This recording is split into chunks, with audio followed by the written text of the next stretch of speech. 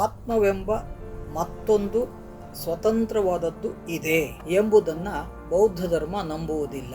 ಹುಟ್ಟಿನಿಂದ ಸಾವಿನವರೆಗಿನ ಈ ಅವಧಿನ ಜನ್ಮ ಅಂದುಕೊಳ್ಳೋದಾದರೆ ತಾಯಿ ಗರ್ಭದಲ್ಲಿ ಇದ್ದ ಕಾಲವನ್ನು ಏನು ಅಂತ ಅಂದ್ಕೋಬೇಕು?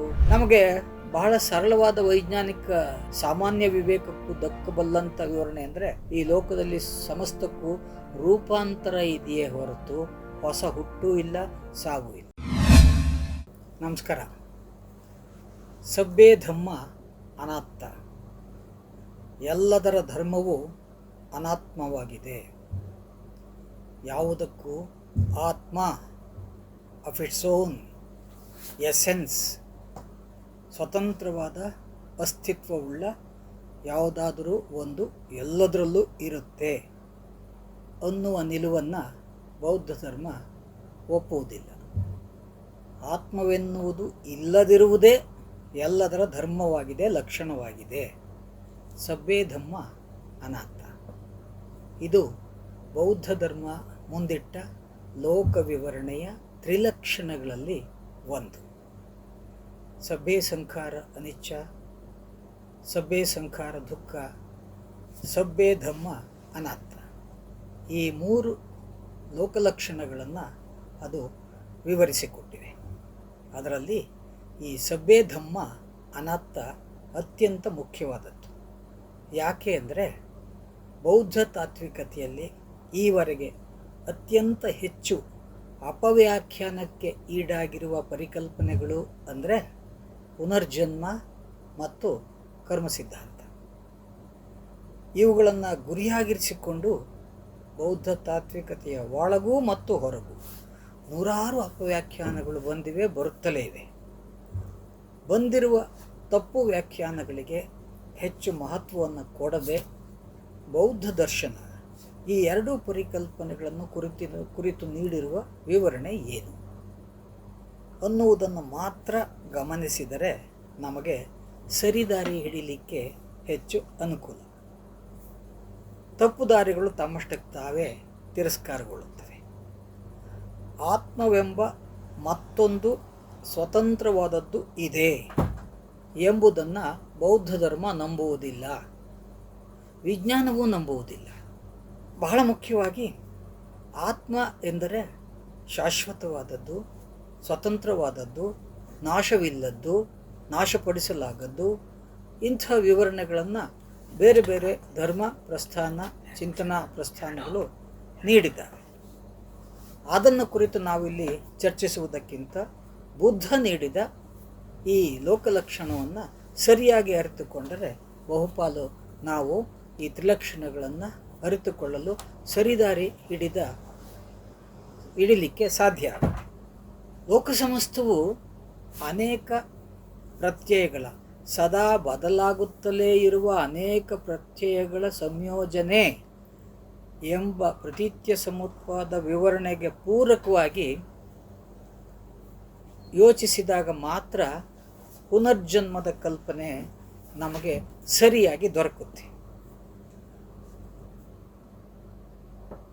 ಆತ್ಮ ಅನ್ನುವ ಆ ಸ್ವತಂತ್ರ ಅಸ್ತಿತ್ವ ಎನ್ನುವುದು ಇನ್ನೆಂದೂ ಅದರದ್ದಲ್ಲದ, ಎಂದೂ ಸಾಯದ ಮತ್ತೊಂದು ಹೊರಗಿನದ್ದು ಎಂಬ ಅರ್ಥವನ್ನು ಕೂಡ ಈ ಆತ್ಮ ಎನ್ನುವ ಕಲ್ಪನೆ ನಮಗೆ ನೀಡಿದೆ. ಬೌದ್ಧ ಧರ್ಮ ಯಾವುದಕ್ಕೂ, ಯಾವ ವಸ್ತುವಿಗೂ ಜೀವಿಗೂ ಸ್ವತಂತ್ರವಾದ ಆತ್ಮದ ಕಲ್ಪನೆಯನ್ನು ಮುಂದಿಟ್ಟಿಲ್ಲ, ವಿಜ್ಞಾನವೂ ಹೇಳಿಲ್ಲ. ಹಾಗಾಗಿ ಆತ್ಮವಿದ್ದಾಗ ಮಾತ್ರ ಅದು ಮತ್ತೆ ಮರುಹುಟ್ಟನ್ನು, ಮರುಜನ್ಮವನ್ನು, ಪುನರ್ಜನ್ಮವನ್ನು ಕಾಣಲಿಕ್ಕೆ ಸಾಧ್ಯವೇ ಹೊರತು ಆತ್ಮವೆನ್ನುವ ಒಂದು ಸ್ವತಂತ್ರವಾದ ಶಾಶ್ವತವಾದದ್ದು ಇಲ್ಲದೆ ಹೋದಾಗ ಅದರದ್ದೇ ಮತ್ತೆ ಪುನರ್ಹುಟ್ಟು ಸಾಧ್ಯವೂ ಇಲ್ಲ. ಹಾಗಾಗಿ ಅದು ಕಾರ್ಯಕಾರಣ ಸಿದ್ಧಾಂತಕ್ಕೂ ಹೊರಗೂ ಮತ್ತು ಅಂಥದ್ದೊಂದು ಶಾಶ್ವತವಾದ ಬದಲಾಗುವುದ ಯಾವುದಾದ್ರೊಂದು ಹೊರಗಿನ ಸಂಗತಿಯನ್ನು ಈವರೆಗೆ ಅನುಭವಕ್ಕೆ ತಂದುಕೊಡುವ ಯಾವ ಸಂಗತಿಯೂ ನಮ್ಮೆದುರಿಗೆ ಇಲ್ಲದೇ ಇರುವುದರಿಂದ ಹಾಗೆ ಇಲ್ಲದೇ ಇರುವ ಆತ್ಮದ ಬಗೆಗೆ ಹೆಚ್ಚು ಚರ್ಚಿಸುವ ಅಗತ್ಯವಿಲ್ಲ. ಹಾಗಾದರೆ ಪುನರ್ಜನ್ಮವನ್ನು ಕುರಿತಾದ ಬೌದ್ಧ ದರ್ಶನದ ನಿಲುವೇನು ಎಂಬುದನ್ನು ವಿವರಿಸಿಕೊಳ್ಳುವುದಕ್ಕೆ ಮೊದಲು ಹಾಗಾದರೆ ಯಾವುದನ್ನು ನಾವು ಜನ್ಮ, ಒಂದು ಜನ್ಮ ಅಂತ ಗುರುತಿಸ್ಕೊಳ್ತೇವೆ, ಎಲ್ಲಿಂದ ಎಲ್ಲಿಗೆ ಇದನ್ನು ಕರಿತೇವೆ ಮತ್ತು ಹಾಗೆ ಗುರುತಿಸಿಕೊಂಡಿರೋದು ಸರಿಯೇ? ಮೊದಲು ಯಾವುದನ್ನು ನಾವು ಜನ್ಮ ಅಂತ ಗುರುತಿಸಿಕೊಂಡಿದ್ದೇವೋ ಅದನ್ನು ನಾವು ವಿವರಿಸಿಕೊಂಡರೆ ಅದರ ಪುನರ್ಜನ್ಮವನ್ನು ವಿವರಿಸಿಕೊಳ್ಳಲಿಕ್ಕೆ ಸಾಧ್ಯ ಆಗುತ್ತೆ.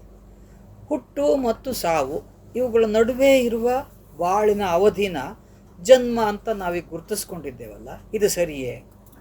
ಮನುಷ್ಯನಿಗೆ ತಾನು ಹುಟ್ಟಿಗಿಂತ ಮೊದಲು ಇದ್ದೇನೆ, ಸತ್ತ ಮೇಲೆ ಏನಾಗ್ತೇನೆ ಅನ್ನೋ ಪ್ರಶ್ನೆಗಳು ತುಂಬ ಕಾಡ್ತವೆ. ಹಾಗಾಗಿ ಈ ಪುನರ್ಜನ್ಮದ ಕಲ್ಪನೆ ಬಹುಶಃ ಎಲ್ಲ ಧರ್ಮಗಳಲ್ಲೂ ಎಲ್ಲ ಸಮಾಜಗಳಲ್ಲೂ ಕೂಡ ಈ ಚಿಂತನೆ ಬಹುಪಾಲು ಬಹಳ ದೊಡ್ಡ ಪ್ರಮಾಣದಲ್ಲಿ ನಡೆದಿದೆ. ಹಾಗಾಗಿ ಸತ್ತ ಮೇಲೆ ನನ್ನ ಮುಂದುವರಿಕೆಯ ಬಗೆಗೆ ಬಹುಪಾಲು ಮನುಷ್ಯನಿಗೆ ತುಂಬ ಕಾಡುವ ಸಂಗತಿ. ಹಾಗಾಗಿ ಈ ಸಂಗತಿಗಳನ್ನು ಕುರಿತು ಎಲ್ಲ ಧರ್ಮಗಳು ಮಾತಾಡಿದ್ದಾವೆ. ತುಂಬ ಸರಳವಾದ ಎಲ್ಲರಿಗೂ ಅರ್ಥವಾಗುವ ಕೆಲವು ಸಂಗತಿಗಳನ್ನು ವಿವರಿಸಿಕೊಂಡ್ರೆ ಹುಟ್ಟಿನಿಂದ ಸಾವಿನವರೆಗಿನ ಈ ಅವಧಿನ ಜನ್ಮ ಅಂದುಕೊಳ್ಳೋದಾದರೆ ತಾಯಿ ಗರ್ಭದಲ್ಲಿ ಇದ್ದ ಕಾಲವನ್ನು ಏನು ಅಂತ ಅಂದ್ಕೋಬೇಕು? ಅದಕ್ಕೂ ಹಿಂದಿನ ಕಾಲವನ್ನು. ಹಾಗಾಗಿ ಸಾವನ್ನು ಕೂಡ ಹಾಗೆ ಪರಿಗಣಿಸೋದಾದರೆ ಸಾವಿನ ನಂತರ ನಮ್ಮ ದೇಹದ ಜೀವಕಣಗಳು ಮತ್ತೆ ಮುಂದುವರಿಯುವುದನ್ನು ಹೇಗೆ? ಹಾಗಾಗಿ ಹುಟ್ಟಿಗಿಂತ ಹಿಂದಿನದ್ದು ಮತ್ತು ಸಾವಿನ ನಂತರದ್ದು ಈವರೆಗೂ ನಮ್ಮ ಸರಿಯಾದ ವಿವರಣೆಗೆ ಸಿಕ್ಕಿಲ್ಲದೆ ಹೋದಾಗ ಮಾತ್ರ ಪುನರ್ಜನ್ಮದ ಕಲ್ಪನೆ ಬರುತ್ತೆ. ಹಾಗಾಗಿ ಹುಟ್ಟು ಮತ್ತು ಸಾವಿನ ಹಿಂದು ಮುಂದುಗಳು ಕೂಡ ಈವರೆಗೆ ವಿವರಣೆಗೆ ಸರಿಯಾಗಿ ಸಿಕ್ಕಿಲ್ಲ ಅಂತ ಮತ್ತೇನನ್ನೂ ವಿವರಿಸಿಕೊಳ್ಳಲಿಕ್ಕೆ ಸಾಧ್ಯ ಇಲ್ಲ. ಹಾಗಾಗಿ ಬೌದ್ಧ ದರ್ಶನ ಇದನ್ನು ಒಂದು ವ್ಯವಸ್ಥಿತವಾದ ಜೀವಸರಣಿಯನ್ನಾಗಿ ವಿವರಿಸಿಕೊಟ್ಟಿದೆ ಮತ್ತು ಈ ವಿವರಣೆಯ ಹಿಂದೆ ಪ್ರತೀತ್ಯ ಸಮುತ್ಪಾದದ ಮತ್ತು ಕಾರ್ಯಕಾರಣ ಸಿದ್ಧಾಂತದ ತತ್ವ ಕೂಡ ಅದರ ಸಮರ್ಥನೆಗೆ ಬಳಕೆಯಾಗಿದೆ ಅನ್ನುವುದನ್ನು ನಾವು ಗಮನಿಸಬೇಕು. ಎಲ್ಲದಕ್ಕೂ ಒಂದು ಆದಿ ಇದೆ ಮತ್ತು ಅಂತ್ಯ ಇರುತ್ತೆ ಅಂತ ನಾವು ನಂಬಿರೋದರಿಂದ ಬಹಳ ಸುಲಭವಾಗಿ ಪುನರ್ಜನ್ಮದ ಬೇರೆ ಬೇರೆ ವಿವರಣೆಗಳು ಬಂದಿರಲಿಕ್ಕೆ ಸಾಧ್ಯ ಇದೆ. ಎಲ್ಲದಕ್ಕೂ ಒಂದು ಶುರು, ಬಿಗಿನಿಂಗ್, ಆದಿ ಇರಲೇಬೇಕು ಅಂತ ನಾವು ಯಾಕೆ ಅಂದ್ಕೋತೀವಿ? ಇದೊಂದು ಅತಾರ್ಕಿಕವಾದ ನಿಲುವಲ್ವೇ? ಯಾಕೆ ಇರಬೇಕು? ಎಲ್ಲದಕ್ಕೂ ಒಂದು ಆರಂಭ ಇರಬೇಕು. ಈ ಲೋಕ ಆರಂಭವಾಗಿದ್ದೆ ಹಾಗೆ ಬಿಗ್ ಬ್ಯಾಂಗಿಂದ ಅಲ್ವೇನ್ರಿ ಅಂತ ತಕ್ಷಣ ಒಂದು ಪ್ರಶ್ನೆ. ಹಾಗಾದ್ರೆ ಬಿಗ್ ಬ್ಯಾಂಗ್ ಆಗಲಿಕ್ಕೆ ಏನಾದರೂ ಇರಲೇಬೇಕಲ್ಲ, ಬ್ಯಾಂಗ್ ಆಗಲಿಕ್ಕೆ. ಹಾಗಾದ್ರೆ ಅದರ ಪೂರ್ವಾವಸ್ಥೆ ಗೊತ್ತಿಲ್ಲ ಅಂದ ಮಾತ್ರಕ್ಕೆ ಬಿಗ್ ಬ್ಯಾಂಗ್ನಿಂದಲೇ ಲೋಕ ಆರಂಭವಾದದ್ದು ಅನ್ನುವ ವಿವರಣೆ ಅತಾರ್ಕಿಕವಾದದ್ದು. ಹಾಗಾಗಿ ಲೋಕದ ಯಾವ ಸಂಗತಿಗೂ ಇಲ್ಲಿ ಉಂಟಾಗುತ್ತಿರುವ ಯಾವುದಕ್ಕೂ ಹಾಗೆ ಒಂದು ನಿಶ್ಚಿತ ಆರಂಭ ಇರಲೇಬೇಕು ಮತ್ತು ಎಲ್ಲದಕ್ಕೂ ಒಂದು ಕೊನೆ ಇರಬೇಕು ಅನ್ನುವ ಈ ಅತಾರ್ಕಿಕ ನಿಲುವನ್ನು ನಾವು ನಂಬಿ ವ್ಯವಹರಿಸುತ್ತಿರುವುದರಿಂದ ಪುನರ್ಜನ್ಮದ ಕಲ್ಪನೆ ಬಹುಶಃ ನಮ್ಮಲ್ಲಿ ಉಂಟಾಗಿದೆ ಅಂತ ನನಗೆ ಅನಿಸುತ್ತೆ. ಬೌದ್ಧ ತಾತ್ವಿಕತೆಯಲ್ಲಿ ಜನ್ಮಾಂತರ ಪ್ರಕ್ರಿಯೆಯನ್ನು ನಿಸರ್ಗ ಧರ್ಮಕ್ಕೆ ಹೊಂದಿಕೊಂಡಂತೆ ವಿವರಿಸಿಕೊಳ್ಳಲಾಗ. ಹಾಗಾದರೆ ಬೌದ್ಧ ತಾತ್ವಿಕತೆಯಲ್ಲಿ, ಬೌದ್ಧ ದರ್ಶನದಲ್ಲಿ ಈ ಪುನರ್ಜನ್ಮದ ವಿವರಣೆಗಳಿದ್ದಾವಲ್ಲ, ಜಾತಕ ಕಥೆಗಳಿದ್ದಾವಲ್ಲ, ಹಾಗೂ ಹಿಂದಿನ ಜನ್ಮದಲ್ಲಿ ಬುದ್ಧ ಅದಾಗಿದ್ದ ಇತ್ಯಾದಿ ಎಲ್ಲ ಮುಂದಿನ ಜನ್ಮದ ವಿವರಣೆಗಳಿದ್ದಾವಲ್ಲ, ಇದನ್ನು ಹೇಗೆ ವಿವರಿಸೋದು? ಬಹುಶಃ ಈ ವಿವರಣೆಯನ್ನು ಒಂದು ವ್ಯವಸ್ಥಿತವಾದ ವಿವರಣೆಯನ್ನಾಗಿ ಒಂದು ದಶಭೂಮಿ ಶಾಸ್ತ್ರದಲ್ಲಿ ನಾಗಾರ್ಜುನ ಅದನ್ನು ವಿವರಿಸಿಕೊಟ್ಟಿದ್ದಾನೆ. ನಮಗೆ ಬಹಳ ಸರಳವಾದ ವೈಜ್ಞಾನಿಕ ಸಾಮಾನ್ಯ ವಿವೇಕಕ್ಕೂ ದಕ್ಕಬಲ್ಲಂಥ ವಿವರಣೆ ಅಂದರೆ ಈ ಲೋಕದಲ್ಲಿ ಸಮಸ್ತಕ್ಕೂ ರೂಪಾಂತರ ಇದೆಯೇ ಹೊರತು ಹೊಸ ಹುಟ್ಟು ಇಲ್ಲ, ಸಾವು ಇಲ್ಲ. ಇದು ಬಹುಪಾಲು ಸಾಮಾನ್ಯ ವಿವೇಕಕ್ಕೂ ವಿಜ್ಞಾನಕ್ಕೂ ಸರಳವಾಗಿ ದಕ್ಕುವ ಸಂಗತಿ. ಬೌದ್ಧ ತಾತ್ವಿಕತೆ ಈ ಜೀವಸರಣಿಯನ್ನು 12 ಹಂತಗಳ ಒಂದು ವಿವರಣೆಯನ್ನಾಗಿ ನೀಡಿದೆ. ಆ 12 ಹಂತಗಳ ವಿವರಣೆಯನ್ನು ಕ್ರಮಾನುಗತವಾಗಿ ನಾವು ವಿವರಿಸಿಕೊಳ್ಳಬಹುದು. ಮೊದಲನೆಯದಾಗಿ 2 ಹಂತಗಳು: ಅಜ್ಞಾತ ಮತ್ತು ಜೀವೇಚ್ಛೆ. ಅಜ್ಞಾತ, ಗೊತ್ತಿಲ್ಲದ್ದು, ಮತ್ತು ಜೀವೇಚ್ಛೆ, ವಿಲ್ ಟು ಲಿವ್, ಬದುಕಬೇಕು, ಮುಂದುವರಿಯಬೇಕು ಅನ್ನುವ ಇಚ್ಛೆ, ಮತ್ತು ಗೊತ್ತಿಲ್ಲದ ಇನ್ನೊಂದು ಅಂಶ. ಈ ಅಜ್ಞಾತ ಮತ್ತು ಜೀವೇಚ್ಛೆ ಎಂಬ 2 ಪ್ರಾಥಮಿಕ ಹಂತಗಳು ಅಂತ ನಮ್ಮ ವಿವರಣೆಗೆ ಮಾತ್ರ ಅವು ಪ್ರಾಥಮಿಕ ಹಂತಗಳೇ ಹೊರತು ಈ ಜೀವಸರಣಿಯಲ್ಲಿ ಹೀಗೆ ಒಂದು ನಿಶ್ಚಿತವಾದ ಆದಿ ಮೊದಲ ಹಂತ ಎಂದು ಈ ಹಂತಗಳನ್ನು ಕೂಡ ವಿವರಿಸಲಿಕ್ಕೆ ಸಾಧ್ಯ ಇಲ್ಲ. ಆದರೆ ಕೇವಲ ನಮ್ಮ ವಿವರಣೆಯ ಅನುಕೂಲಕ್ಕಾಗಿ ಮೊದಲಿಗೆ ವಿವರಿಸಿಕೊಳ್ಳುತ್ತಿರುವ ಈ ಹಂತಗಳನ್ನು ಅಜ್ಞಾತ ಮತ್ತು ಜೀವೇಚ್ಛೆ ಎಂದು ಕರೆಯೋಣ. ಪ್ರತಿ ಜೀವಿಯು ಸತ್ತ ಮೇಲೆ ಅದರ ಜೀವಕಣಗಳೆಲ್ಲ ನಿಸರ್ಗದ ಬೇರೆ ಬೇರೆ ಆವರಣಗಳಿಗೆ ಹಂಚಿ ಹೋಗುತ್ತವೆ ಅನ್ನುವುದನ್ನು ಈಗಾಗಲೇ ಮಾತಾಡಿದ್ವಿ. ಆದರೆ ಆವರೆಗಿನ ಜೀವಪ್ರವಾಹದ ಭಾಗವಾಗಿ ಬದುಕಿದ ಆ ಜೀವಿಯ ಮನೋಕೋಶದಲ್ಲಿ ಸಂಗ್ರಹಗೊಂಡ ಜೀವೇಚ್ಛೆಯು ಮುಂದುವರಿಯುತ್ತದೆ. ಇದು ಎವಲ್ಯೂಷನ್ ಥಿಯರಿಯ ಬಹಳ ಮುಖ್ಯವಾದ ನಿಲುವು.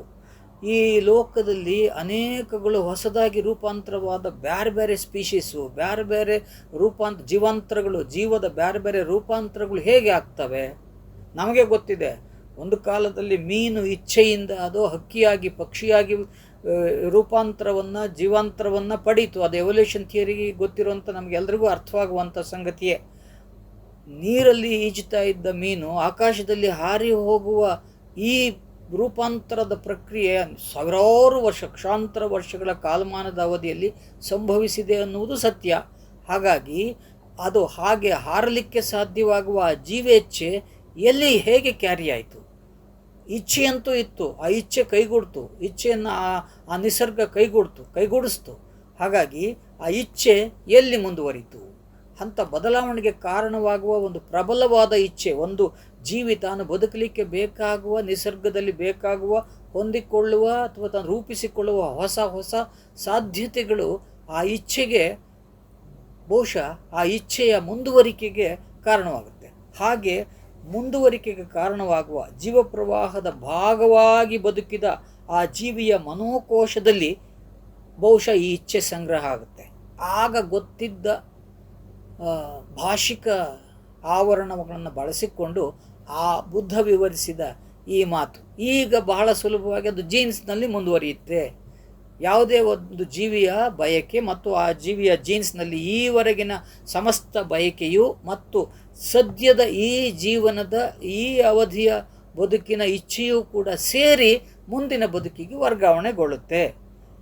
ಆಧುನಿಕ ವಿಜ್ಞಾನದ ಭಾಷೆಯಲ್ಲಿ ಇದರ ವಿವರಣೆ ಬಹಳ ಸುಲಭವಾಗಿ ಈಗ ಸಿಕ್ಕಿತ್ತು. ಇದೇ ಭಾಷಿಕ ವಿವರಣೆಯನ್ನು ಆಗ ನಾವು ನಿರೀಕ್ಷೆ ಮಾಡಲಿಕ್ಕೆ ಸಾಧ್ಯ ಇಲ್ಲ. ಆಗ ಇದ್ದ ಭಾಷಿಕ ವಿವರಣೆಯನ್ನು ಬಳಸಿ ಆ ಜೀವೇಚ್ಛೆ ಅಂತ ಅದನ್ನು ಕರೆದಿದ್ದಾರೆ.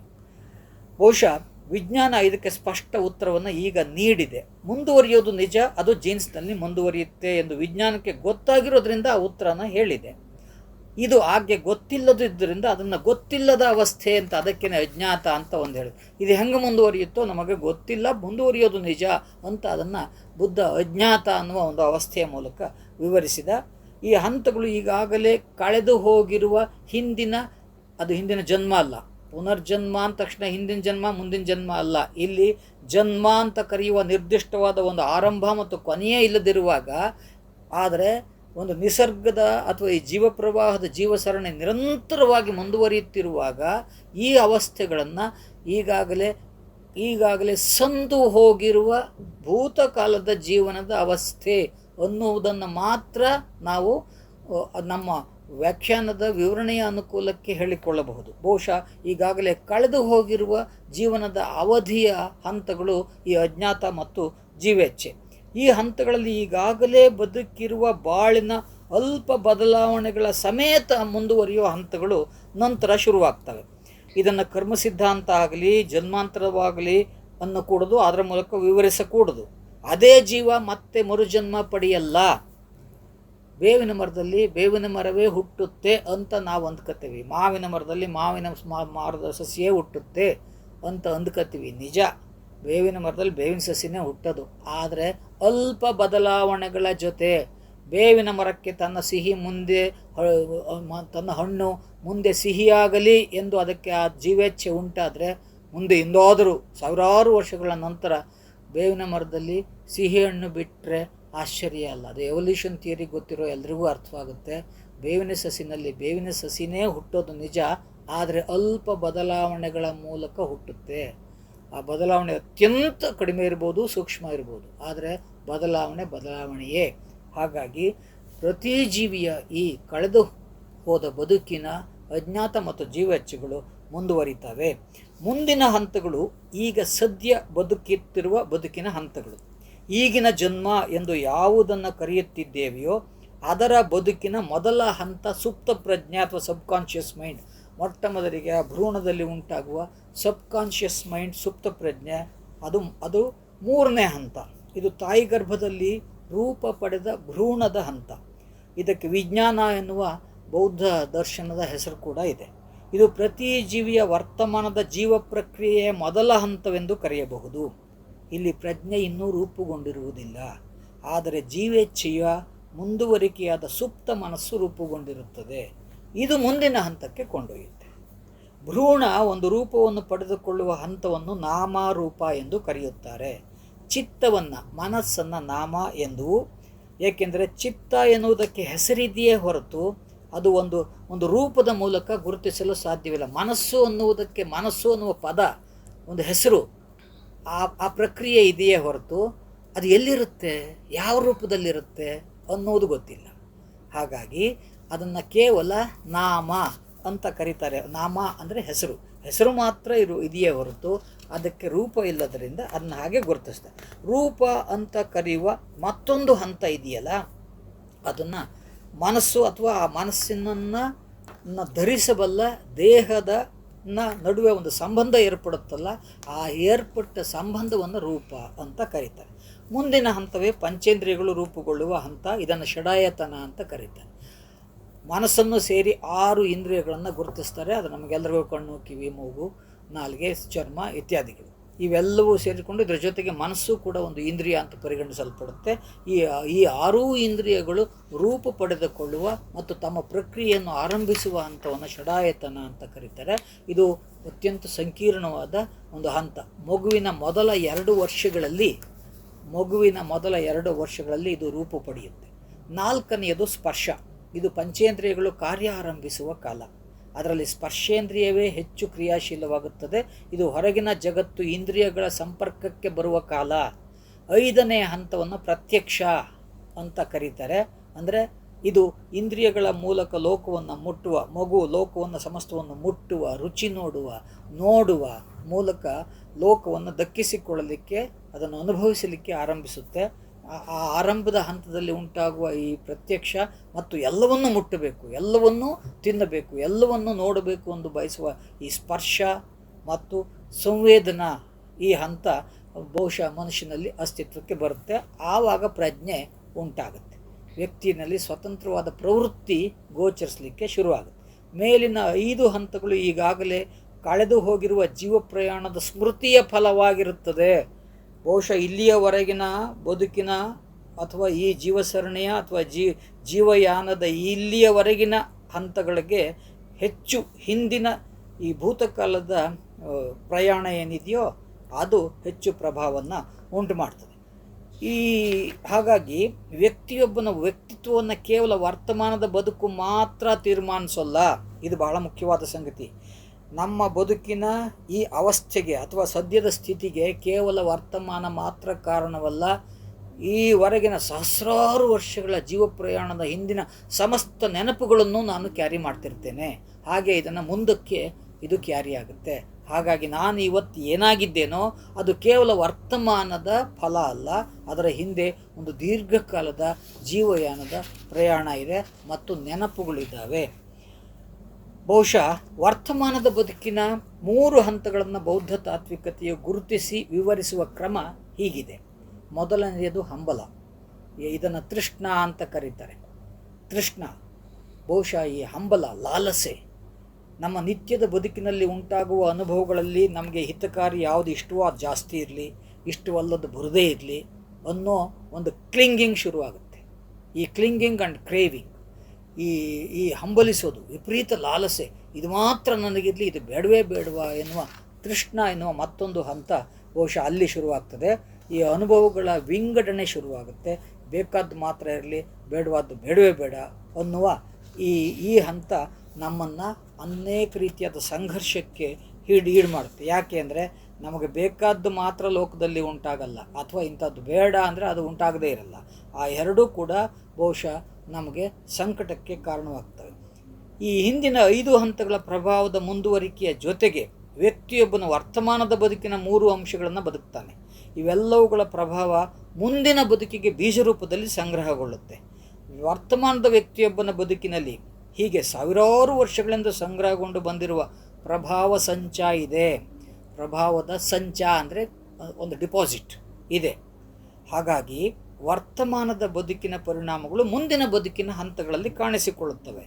ಆದರೆ ಅದೇ ಜೀವ ಮುಂದೆ ಅದನ್ನು ಅನುಭವಿಸುತ್ತದೆ. ಇದು ಪುನರ್ಜನ್ಮ ಅಂತ ಅಲ್ಲ. ಹಾಗಾಗಿ ಇಲ್ಲಿ ಪ್ರತಿ ಹಂತವೂ ಹಿಂದಿನ ಹಂತಗಳ ಪರಿಣಾಮ ರೂಪವೇ ಆಗಿರೋದ್ರಿಂದ ಯಾವುದು ಮೊದಲೇ ನಿರ್ಧಾರಿತವಾಗಿರುವುದಿಲ್ಲ. ನಮ್ಮ ಹಣೆ ಬರ ಹಂಗಿತ್ತು, ಈ ವಿಧಿ ಹಂಗಿತ್ತು, ಮುಂದಿನ ಜನ್ಮದಲ್ಲಿ ಇಂಥವನಾಗ್ಬಿಡ್ತಾನೆ ಅಂತ ಈಗಲೇ ತೀರ್ಮಾನ ಯಾವೂ ಅಲ್ಲ. ಅವು ನಿರಂತರವಾಗಿ ಈ ಜೀವ ಪ್ರಯಾಣ ನಡೀತಿರ್ಬೇಕಾದ್ರೆ ಹಿಂದೆ ಏನೇನು ಘಟಿಸುತ್ತೋ ಅದರ ಪರಿಣಾಮ ರೂಪಿಯಾದ ಫಲ ಉಂಟಾಗುತ್ತೆ ಹೊರತು ಇದನ್ನು ಪುನರ್ಜನ್ಮದ ಮೂಲಕವೂ ವ್ಯಾಖ್ಯಾನಿಸಿಕೊಳ್ಳಲಿಕ್ಕೆ ಸಾಧ್ಯ ಇಲ್ಲ, ಕರ್ಮ ಸಿದ್ಧಾಂತದ ಮೂಲಕವೂ ವ್ಯಾಖ್ಯಾನಿಸಿಕೊಳ್ಳಲಿಕ್ಕೆ ಸಾಧ್ಯ ಇಲ್ಲ. ಯಾಕೆ ಅಂದರೆ ಈ ಜೀವ ಪ್ರವಾಹದಲ್ಲಿ ನಾನು ಒಬ್ಬನೇ ಇಲ್ಲ, ಸಮಸ್ತ ಕೋಟಿ ಕೋಟಿ ಜೀವಿಗಳು ಇಲ್ಲಿ ಬದುಕ್ತಾ ಇದ್ದಾವೆ. ಈ ಜೀವ ಪ್ರವಾಹದ ಎಲ್ಲ ಫಲಗಳು ಮುಂದಕ್ಕೆ ಕ್ಯಾರಿ ಆಗ್ತಿರ್ತವೆ. ಈ ಪ್ರವಾಹದಲ್ಲಿ ಯಾರೇ ಉಂಟು ಮಾಡಬಹುದಾದದ್ರ ಪರಿಣಾಮವನ್ನು ಎಲ್ಲರೂ ಅನುಭವಿಸಬೇಕಾಗುತ್ತೆ. ಹಾಗಾಗಿ ಈ ಜೀವ ಪ್ರವಾಹದಲ್ಲಿ ಸ್ವತಂತ್ರ ಜೀವಗಳು ಯಾವುದೂ ಇಲ್ಲ. ಮುಂದಿನ ಜನ್ಮ ಹಂತವನ್ನು ಮತ್ತೆ 2 ಘಟ್ಟಗಳನ್ನಾಗಿ ವಿಂಗಡಿಸಿಕೊಳ್ಳಲಾಗಿದೆ. ಒಂದು ಹುಟ್ಟು ಮತ್ತು ಜರಾಮರಣ. ಇದು ಒಂದು ರೀತಿಯಲ್ಲಿ ಈ ಕಂಟಿನ್ಯೂಟಿ ಇದೆಯಲ್ಲ, ಇದು ಬ್ರೇಕ್ ಆಗಲ್ಲ ಅನ್ನುವ ಈ ನಿಲುವಿದೆಯಲ್ಲ, ಇದು ಒಂದು ಕಂಟಿನ್ಯೂಯಸ್ ಆದ ಫ್ಲಕ್ಸ್ ಪ್ರವಾಹ. ಇದು ಎಂದೂ ಬ್ರೇಕ್ ಆಗಲ್ಲ. ಎಂದೂ ಬ್ರೇಕ್ ಆಗದೇ ಇದ್ದಾಗ ಈ ಜನ್ಮ, ಹಿಂದಿನ ಜನ್ಮ, ಮುಂದಿನ ಜನ್ಮ, ಪುನರ್ಜನ್ಮ ಇವ್ಯಾವೂ ಸಾಧ್ಯವೂ ಇಲ್ಲ. ಅದಕ್ಕೆ ಬಹುಶಃ ಬೌದ್ಧ ತಾತ್ವಿಕತೆಯ ಪ್ರಕಾರ ಯಾವುದು ಪುನರ್ಜನ್ಮವನ್ನು ಪಡೆಯಲ್ಲ. ಒಮ್ಮೆ ಘಟಿಸಿದುದು ಮತ್ತೆಂದೂ ಘಟಿಸಲ್ಲ. ಲೋಕದಲ್ಲಿ ಹಿಮ್ಮುಖ ಪ್ರಯಾಣ ಅಂತ ಇಲ್ಲ. ಎಲ್ಲವೂ ಹಿಂದಿನ ಮುಂದುವರಿಕೆಯ ಹೊರತು ಹೊಸದಾದ ಜನ್ಮವೂ ಇಲ್ಲ, ಸ್ವತಂತ್ರವಾದ್ದೂ ಇಲ್ಲ. ಈ ಪ್ರವಾಹ ಎಂದೂ ತುಂಡಾಗುವುದಿಲ್ಲ, ಕೊನೆ ಮುಟ್ಟೋದೂ ಇಲ್ಲ. ಅದನ್ನೇ ಬಹುಶಃ ಕುವೆಂಪು ಈ ಮಾತಲ್ಲಿ ಹೇಳಿದ್ದು. ಇಲ್ಲಿ ಯಾವುದಕ್ಕೂ ಆದಿ ಎಂಬುದಿಲ್ಲ, ಯಾವುದು ಕೊನೆ ಮುಟ್ಟುವುದಿಲ್ಲ. ಇಲ್ಲಿ ಯಾವುದು ಮುಖ್ಯವೂ ಅಲ್ಲ, ಯಾವುದು ಅಮುಖ್ಯವೂ ಅಲ್ಲ. ಇಲ್ಲಿ ಯಾವುದು ಶ್ರೇಷ್ಠವೂ ಅಲ್ಲ, ಯಕಶ್ಚಿತವೂ ಅಲ್ಲ.